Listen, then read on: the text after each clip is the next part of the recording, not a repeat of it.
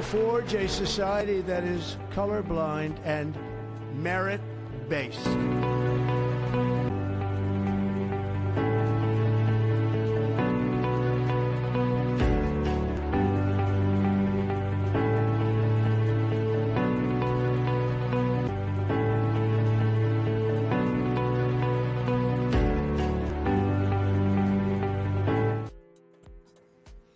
Hi Mario, hi Surya, how are you guys? Good, how are you? Wonderful, wonderful. So what do we have today? Absolutely. So for our featured question, they ask, how exclusive must a professional association be? Does membership in broadly open organizations like IEEE or AMA carry any weight, or must it be an invitation only? I think that's a good point, and I, like to take a step backward here. Number one is that when we talk of professional association, and I think one of the again misconception which I can see that embedded in this question is that you feel that somebody feels that maybe they need to be as a part of something, and that's an end in all actually. So, but that's not true. I always say that don't try to fit into the criteria. The idea is that I always like to kind of give an output that what should be the response to this is why, when, where, how. Actually, these are the fundamental questions that if you are trying to say that you have been a part of professional association, in fact, before you start doing why, when, where, how, the question is what are you trying to prove here? Does it establish? You could be an, it is talking about organizations like IEEE. We have had several people doing that, but it's not important that you are just a member. But what did you do? How did you get selected? What was the merit of your selection? I mean, these are some of the fundamental questions that you need to answer. If you just become a member of some association, membership by itself is not going to achieve anything. The whole idea is that did you do after becoming a member? Did you participate as a volunteer? Did you kind of set up the standards? Did you kind of did some event? Did you submitted some papers? I mean, that is the whole thing. It should be part as your enduring professional journey in the field of your expertise. So, the best of the best organizations may not help, but the smallest of smallest, if it has been on the selection basis, if it is on the selection basis, this would definitely help. I would say that actually. We have seen, I know there are a lot of people, and USCIS has been while giving a pushback on, IEEE senior membership, but more than, pushback on a membership per se, it is on the fact that the evidences may not have been presented properly. That what did you do? I mean, if you are able to, and also more important is, and I always say that your profundity of your professional output and the profundity of your expertise is more important than fulfillment of any criteria. For example, if somebody says that somebody is a rocket fuel scientist and he could be a member of one of these organizations, I think that might go actually. It all depends on how you're basically, it ultimately boils down to the fact that how your presence is going to benefit to the United States. Does that make sense? Yeah, absolutely. That's the way I would like to look at it, rather than getting into a very generic discussion on either yes or no actually. Okay, so let's go to the next question. So the next question is, what kind of evidence do you see as most persuasive to USCIS officer, and which tend to be weaker? I know this is a broad question, but from your own experience within your firm at the Next Week, what have you seen while working through petitions? I think that's I think this is the first time we are dealing with this kind of a question, which is very unique. Okay, let me put it this way, it is like, what kind of evidence do you see as most persuasive to USCIS officers and which tend to be weaker? I don't see anything persuasive. It tends to be weaker because by virtue of we being here, it has been, I think I've been fortunate to witnessing a lot of petitions. So it's not about UC, it's more from what people think is a persuasive. What students see as persuasive, I think I'm responding to the question from that context. Having said this, let's say, for example, I think one of the most two of the criteria I would say this here fall into this thing is, one is the salary criteria, where people feel that you just, oh, I'm drawing $1 million salary, I'm drawing $2 million salary, and that is good enough. So the very fact of you having earned that salary is not an end by itself. I mean, that's the biggest challenge, because we have seen, when I say, and people feel perplexed that their $1 million salary got rejected. They're, while somebody getting 160 gets accepted. Now, this is the whole thing. Now, one of the reasons for this is one has not connected it to the expertise. I mean, I think that is one of the fundamental mistakes that people do. And second most important criteria, guys, I mean, I think is original contribution. People feel that original contribution is, I mean, if you're employed, you feel like, oh, I have worked for the company and that's my original contribution. Writing something as significant original contribution does not make it significance, and without giving any metrics, and it is significant contribution to the field. Now that's how it is actually. So unless and until you do that, it won't make any sense actually. So I think that should answer the question, that from my own experience, helping over, after having studied over 1,000 cases, at least having met over 100 EB1A achievers, 50 are from our own program. So I mean, I can say with conviction that people think that it is very persuasive by looking at the criteria by end in itself, but that does not serve the purpose actually. Okay, so that would be my take on this. So what's the next question we have? Yeah, absolutely. So our next question is, how do you approach structuring recommendation letters in the next league so they don't sound generic but clearly connect to the EB1A criteria? You see, the first thing is we don't give templates. We give structures and models and frameworks. That itself is a completely a different way of approaching.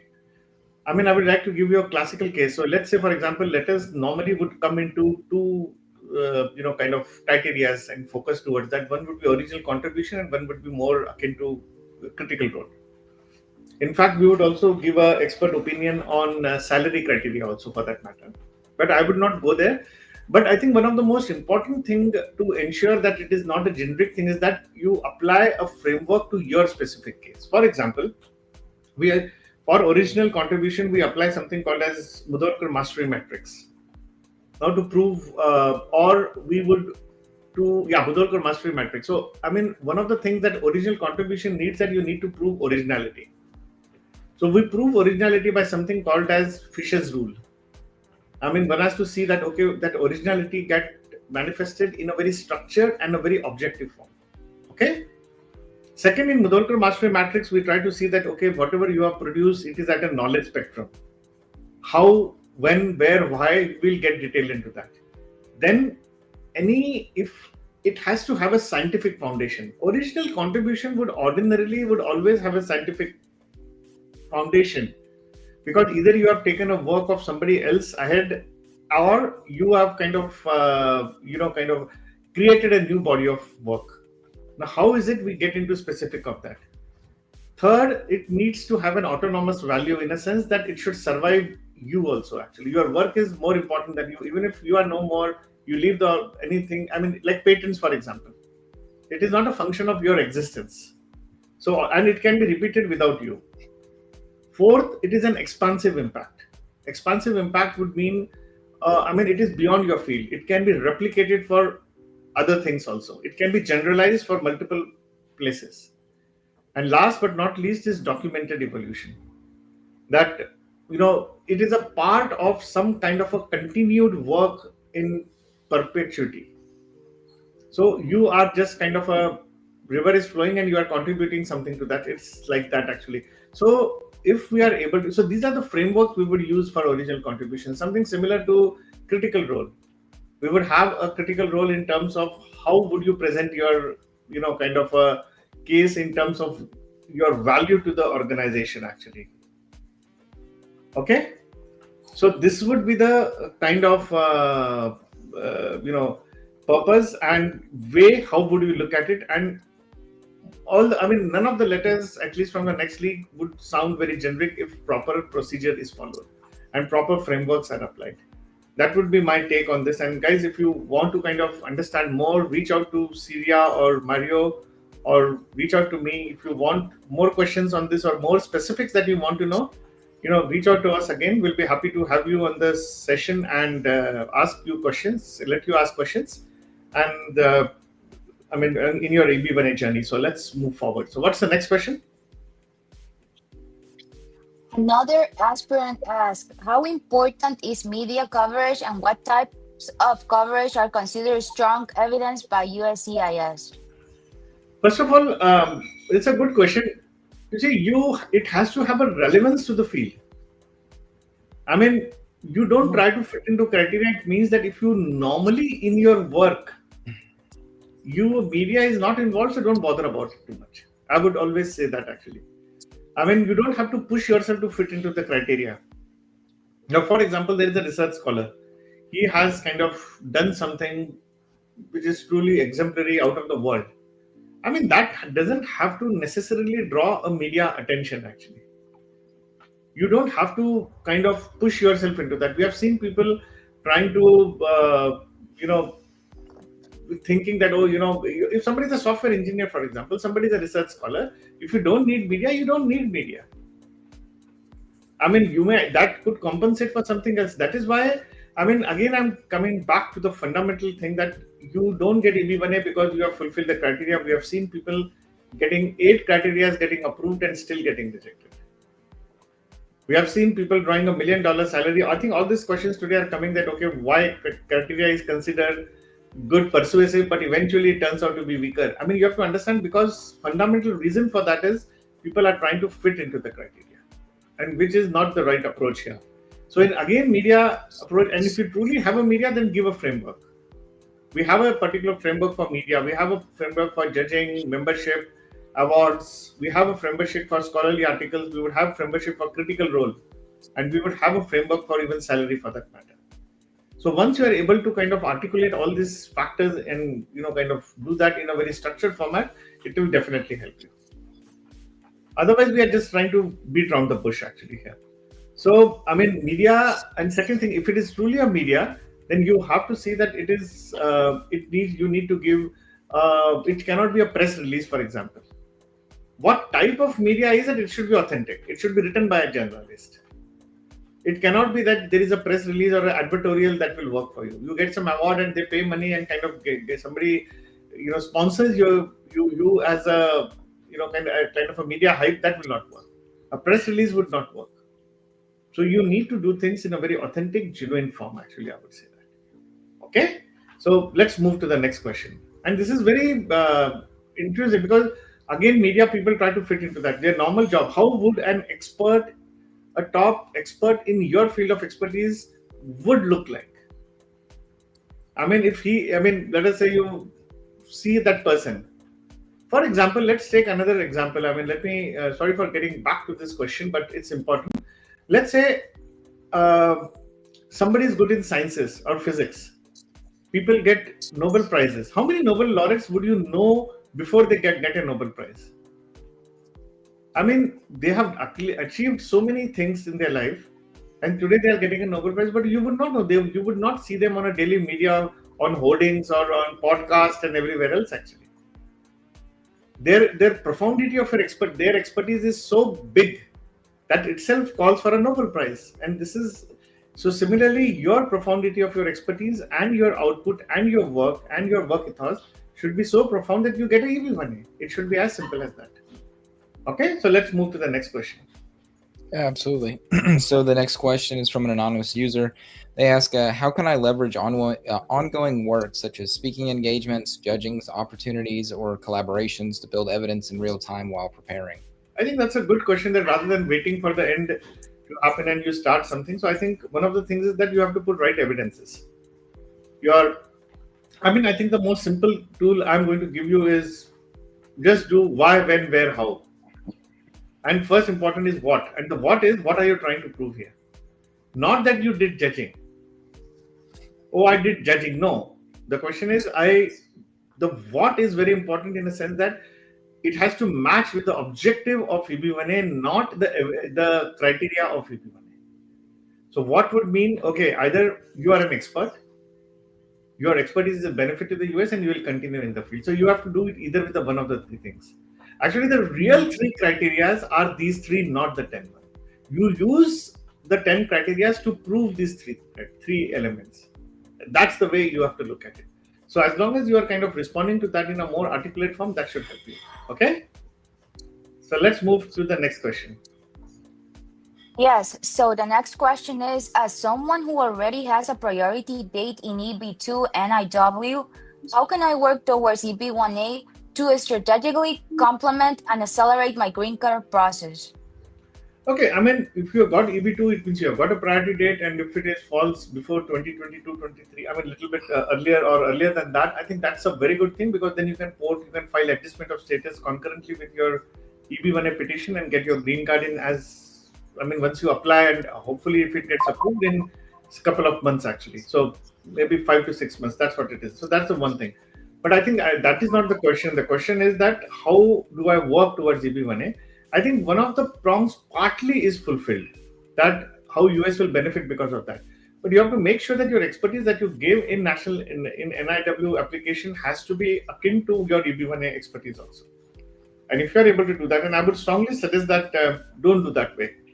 Don't do it in a way that will kind of be different expertise, because USCIS might give you a pushback then actually. In that case, it might happen that your expertise is different for EB2 and your expertise is different for EB1. We have seen certain noise coming up on this front actually. Okay, so this is going to be very important to understand. But yes, I think one of the prongs is there. Your expertise is defined, so you have to just try to see and do other initiatives to make things happen for yourself. Okay, let's move to the next. Absolutely. So the next question is, what is the most effective way to bridge existing gaps like limited publications or leadership exposure without forcing evidence? Okay, I mean, you don't see them as a gaps. You need to see as you becoming an expert. I mean, that is the first thing. Like limited publications. I mean, even when you talk about a publication, and we had, in fact, let me give you an illustration. What is limited publication? Limited in a quantity or limited in a quality? You remember one thing, your one single paper, one work has earned people Nobel Prize, right? That's the way it has been.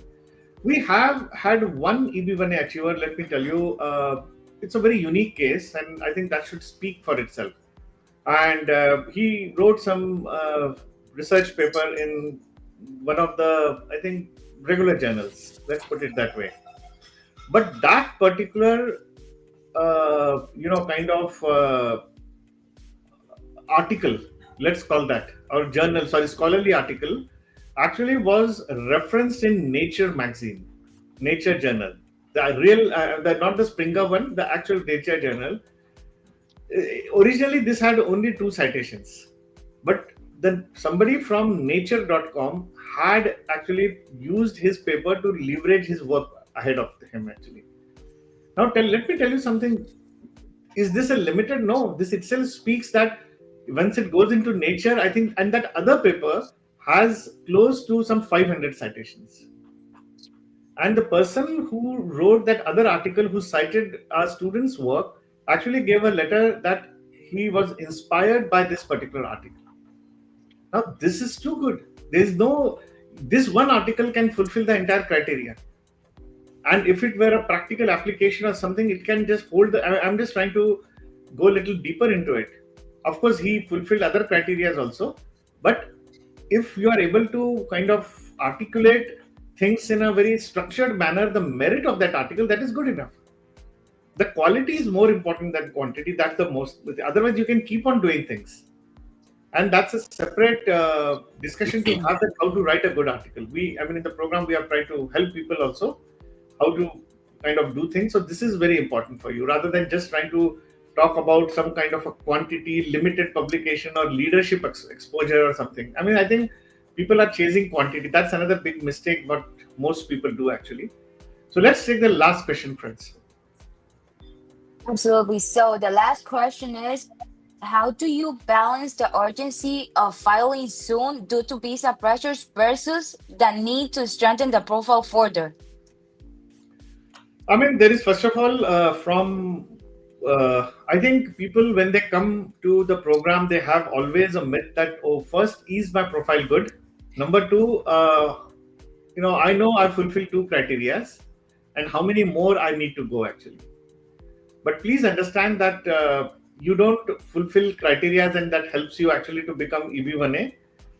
We don't take urgency as a priority. We take profile is a more important thing, and we are upfront about it. The idea is not to, the whole program is structured in a way that to put you on a success path where EB1A becomes a milestone. It's not about you getting EB1A and somebody comes to us and says that, oh, I need to file it in 2 months. Can you help me to do this? We would not take that student. If somebody, you need to have a, long-term objective. If somebody is in urgency, I mean, you can go to a lawyer and that's the best way to do. I would suggest that. Next league program may not be the best thing to do in that particular case. So, I mean, our objective is not an EB1A. We are this next league program is a transformation coaching program that puts you on a success path where EB1A should be looked upon as a milestone for you. And if that is the objective and this resonates with you, then only the next league program is suitable. And even if somebody comes in the program and tries to push things, it won't be advised. And we have seen that happening, that a lot of people, would get a pushback actually then in that case. Okay. So let's look at it from a perspective that the idea is not to fit into the criteria. The idea is to help you become a candidate of that true excellence and extraordinary ability that can, help you get EB1A green card. So friends, that's all we have. And if you have more questions, please reach out to us, write to us, and we'll be more than happy to take these questions or have you on the show. And if you want to join the program, reach out to Syria and Mario. The link will be given below in the comments. So wish you all the best and congratulations once again. Thank you. Thank you for joining us today. If you have any further questions or need personalized guidance, please reach out to us. We are here to help you every step of the way in your journey towards achieving your American dream. Let's connect and make it happen together.